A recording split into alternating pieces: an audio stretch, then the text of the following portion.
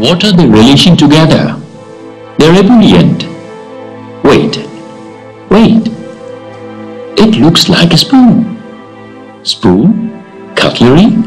Yes? Yes. You don't need to be a magician to eat a spoon. All you need is Bakey's Edible Cutlery to eat. You will be addicted towards eating these spoons. Flavors like plain, sweet and spicy tempt you to eat them. Let us meet and know from the makers of Edible Cutlery, Narayan and Pradnya, why and how they have ventured into this business. Edible cutlery is not a very common concept, and not many people would understand why you should eat a cutlery. I mean, when we have a stainless steel spoon or a wooden spoon or a plastic spoon, where is the need of this? So we need to start from the awareness. This keeps the salt dry. So we have a broken spoon which I am keeping here.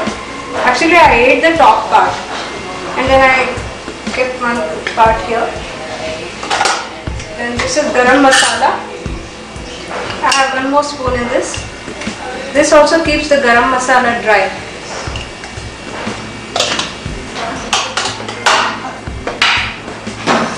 I have it in tea. It has taken the tea color now.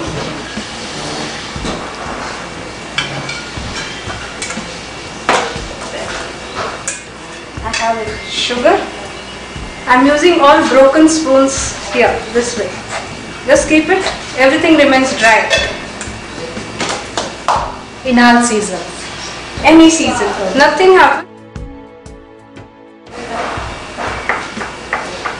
This is the sound, and I can eat this spoon.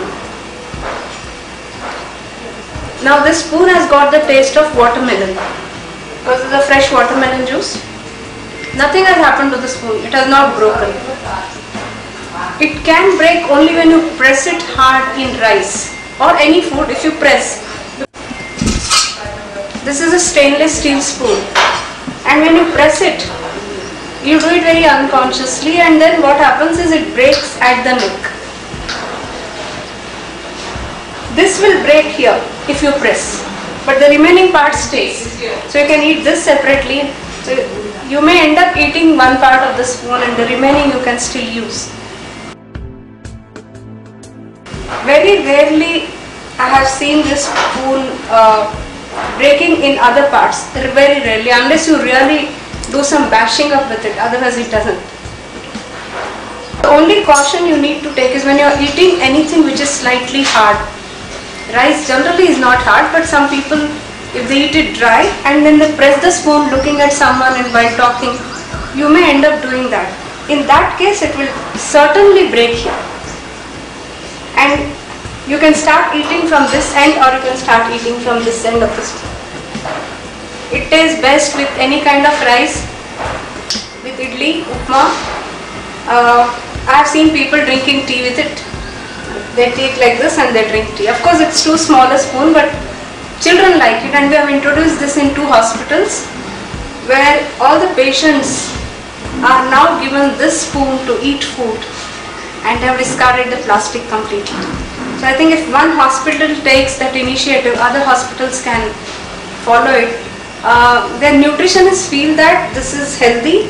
One, because they don't like giving plastic to their patients. In hospital there is demand for soup spoons, which is like this, which you see has a fairly good depth, just the right size that you find in market. We haven't yet started manufacturing this shape because it needs a lot of investment.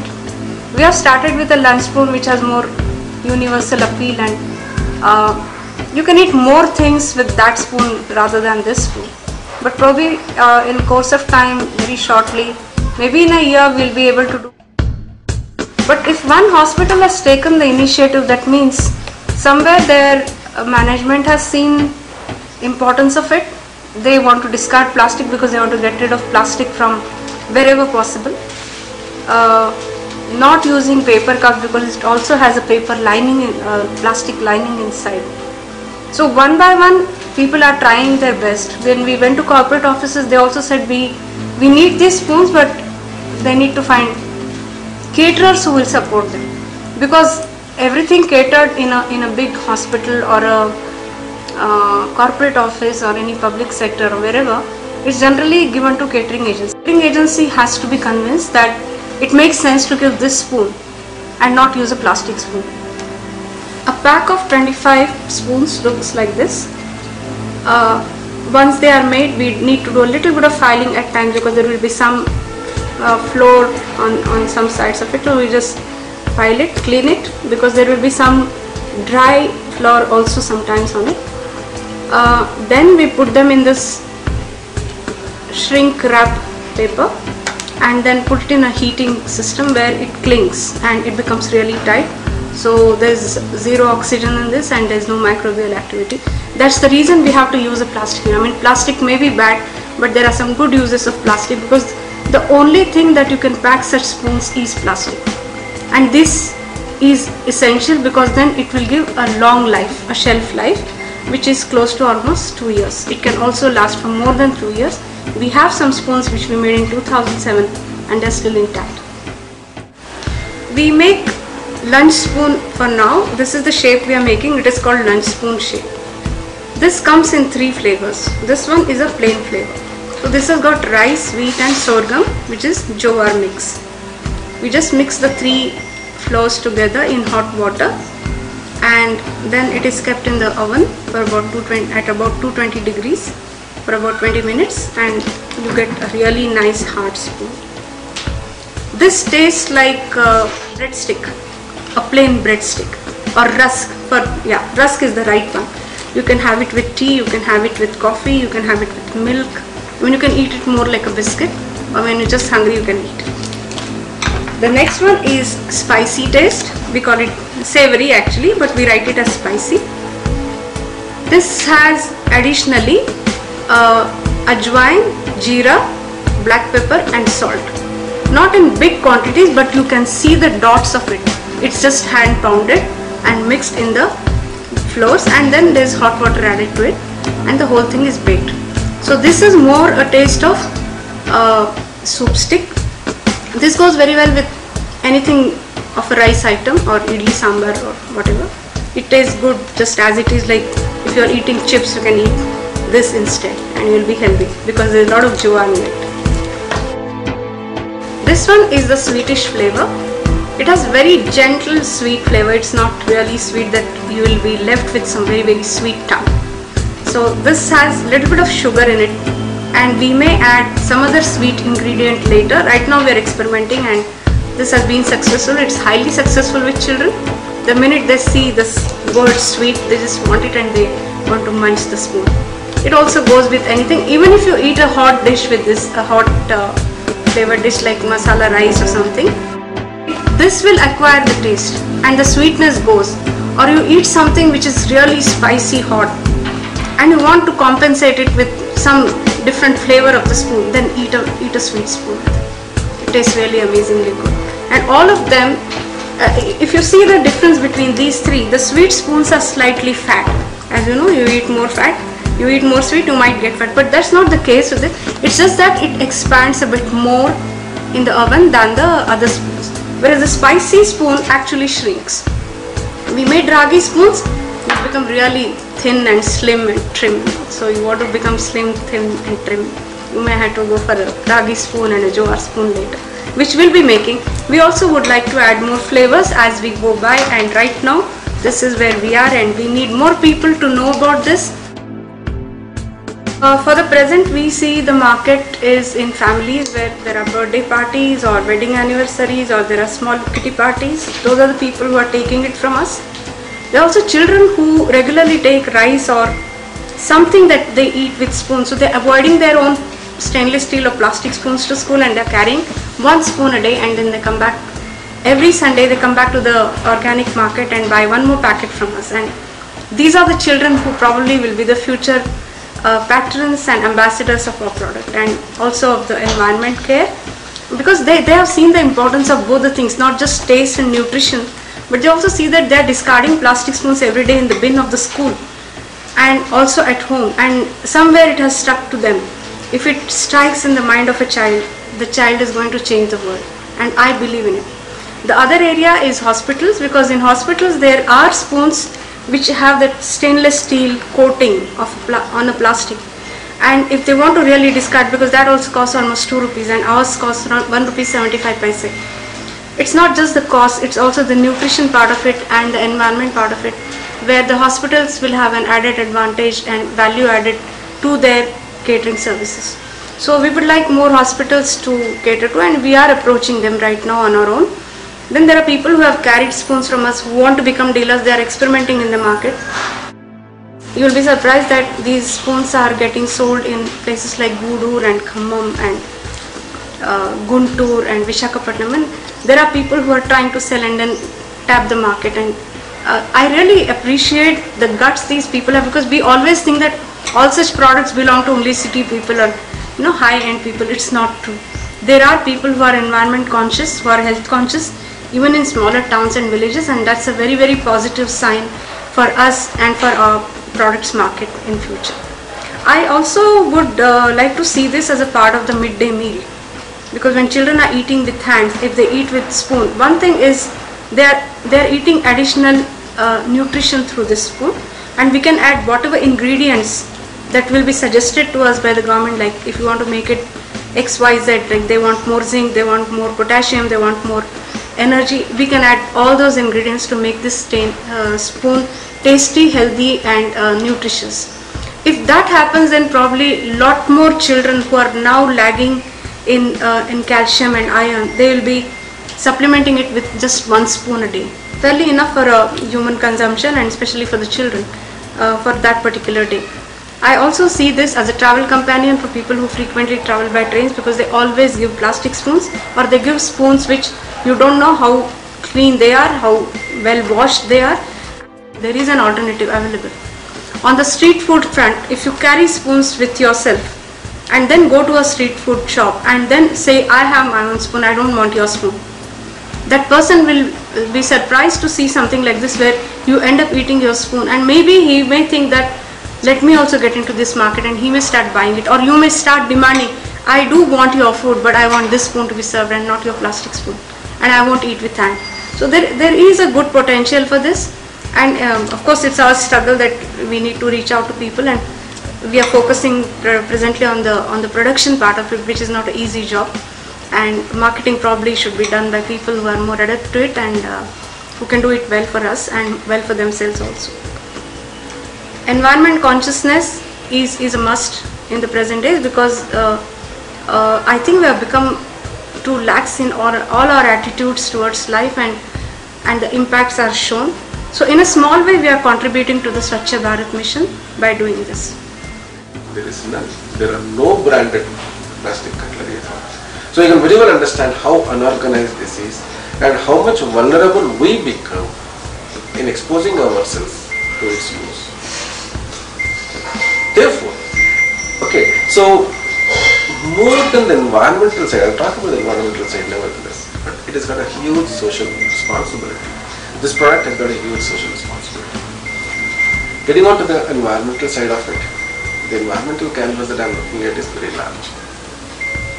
You'll be very surprised to know that through edible cutlery, I am trying to reverse the depleting groundwater trends. Groundwater is falling everywhere. By making this edible cutlery and making it available, by manufacturing and making it available, my intention is to arrest the depletion of groundwater. Now, edible cutlery and groundwater depletion, how the hell are they connected? Right? We make it with the principal component being Jowar in it. Jowar is getting replaced with rice. That is precisely what got me actually resign my job, because the research was not converting into development.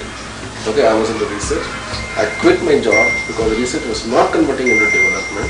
The research is getting converted into more research and more research. Eventually, it is not getting where it should. So, I thought, what is actually happening on the field is, Jowar is getting replaced by rice. That's a very bad thing. I am not against rice per se, but do we require so much of rice? We need to answer these questions ourselves. First of all, question ourselves and then answer it, try to find the answer. Every year we are looking at thousands of tons of rice rotting in the warehouse. Then why the hell are we producing it? Isn't it? Why are we doing this? What is the economic cost of 1000 tons of rice? The thumb rule is 1 kg of rice requires 5000 liters of water. 1 ton therefore requires 1000 or 5 million liters of water. Okay, 1 ton. 1000 ton is 5 billion liters of water. The 1000 tons which is rotting in the warehouses, if we would not have cultivated that, it would have led to a saving of 5 billion liters of water, which means it is equivalent to taking care of 100 liter per capita per day for 500 days for 100,000 people, or 200,000 people for 250 days. At least that means these people will have water security. Where on the other hand, what we are doing is we are depleting our populations. The madness is so much that, for example, a district in Anantapur, where normal rainfall is less than 300 millimeters, farmers there have got no business to cultivate rice. Yet 4.5 lakh acres is into the crop. How can they sustain? Well, that is one side of it. I don't want this product to be a curiosity purchase or a novelty purchase. I want this to become a habit. I want this to become a daily use product. And the daily use product came out that day. As against nobody gives second thought when they buy a plastic spoon. No, this is something you should also pay attention to. You also would be having a lot of people coming and using plastic spoons. My first question is, have you ever seen anybody, including yourself, wash a plastic spoon before dipping it into the food? No. For some reason we believe the plastic spoon is as sterile as a syringe. Is it really that? Okay. I went to Katilan, visited a few of these units which make plastic spoons. Go to Palanakar, there are small units. See, there is a male and a female, or should I say core and a gas. There are 2 types. Into this, plastic, molten plastic is injected, and the temperature falls down and it solidifies. And then dice open up and it falls down, or it is ejected. When you see that spoon, along the sides there is a flash. A flash ring is something with a sharp blade. They just scrape off the plastic, excess. So there is one lady there sitting with a heap of spoons on the floor, and with a blade she scraps it, pulls it out. So apparently it is rubbed clean, and she chucks it to a third person. And the third person makes bundles of 100 spoons, packs it into a bag and sells it to us. Imagine what kind of contamination that is going to come up with. Number 1, the cloth used to wipe it is contaminated. Number 2, there are a whole lot of lubrication that has to be used. Okay, so you got oil, lubricant, grease, that kind of contamination is there still on the surface. And then when you are scraping the spoon, there will be small micrograms of plastic that can get dislodged. So when you run your thumb along the side of a spoon, it will feel a little rough sometimes. And that is where a granule of plastic has dislodged. And chances of it falling out of the spoon is equal to the chances of it falling inside the spoon. And when you are just pulling it out between 2 fingers holding a rag of a cloth, you cannot expect the entire plastic dust is cleaned up. So several times I have noticed that there is a powdery surface on the plastic spoon, which means there are these chemical complexes, the phthalates, chelates and the bisphenols, which are known carcinogenic. And they can leach into food. You are exposing it to your enzyme, so enhancing the leaching. Okay, therefore you are actually consuming more of the toxins. Okay, so chemical contamination, plastic ingestion, industrial contamination. Third and fourth and the most important thing I have to tell you is, every day lakhs and lakhs and lakhs of plastic spoons are being sold. These are supposed to be used and thrown. So when you get a paper and you don't like it, you just crumple it and throw it. It lands somewhere. or you tear it and throw it, it lands somewhere, maybe the dustbin or maybe the corner of the room or maybe outside, wherever, right? It lands somewhere and it stands there. So if a plastic spoon is also thrown, it should land somewhere, it should stay there. How many other plastic spoons have you seen on the roadside? None. I have gone into the dustbins, garbage bins, into this, there is a site where all this garbage dump is collected, the dump where garbage is collected. I went there and I checked. Boss, I haven't found one single intact spoon. A spoon is found nevertheless if it is too cheap to make it economically viable to collect it, or is damaged beyond repair. Okay, so what is happening to all this is, these are being collected, washed and coming back to us. Now washing and coming back from an environmental perspective is recycling, or reusing should I say. Reusing from an environmental point of view is very good, but then food has got grease in it, there will be fat, some oil is used. Washing the surface of plastic of this grease, it requires hot water and a detergent, both of it is expensive, nobody uses it. They simply rinse it. Plastic ingestion, chemical contamination, industrial contamination, microbial contamination, we say it is cheap. Is it? Do you know one brand of plastic disposable cutlery? There is none.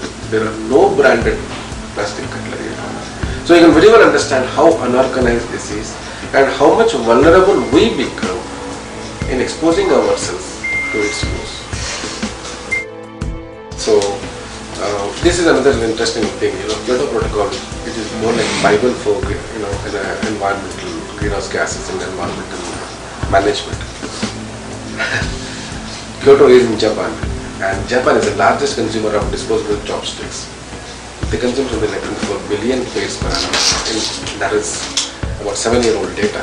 So today it must be something more. It's a bridge between humanity and divinity. Divine is food, human. So this chopstick is a bridge. So once used, it loses its divine powers. So it is not supposed to be used the second time, as far as the disposable chopstick is concerned. So what do? They burn it out. So on one hand, they are cutting down the forest. On the other hand, they are burning it.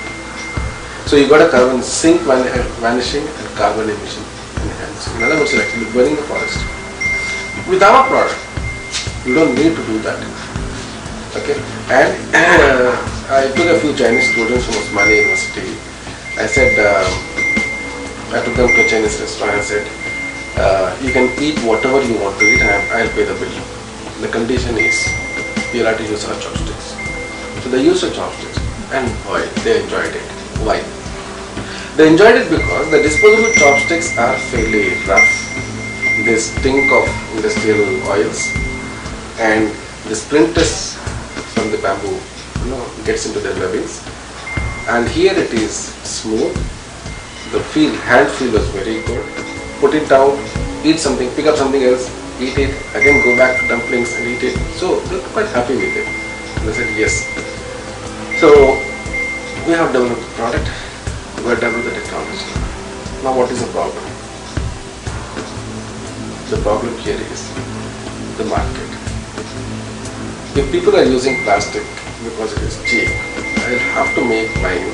An alternative should be, an efficient alternative should be as affordable, as economical, as convenient.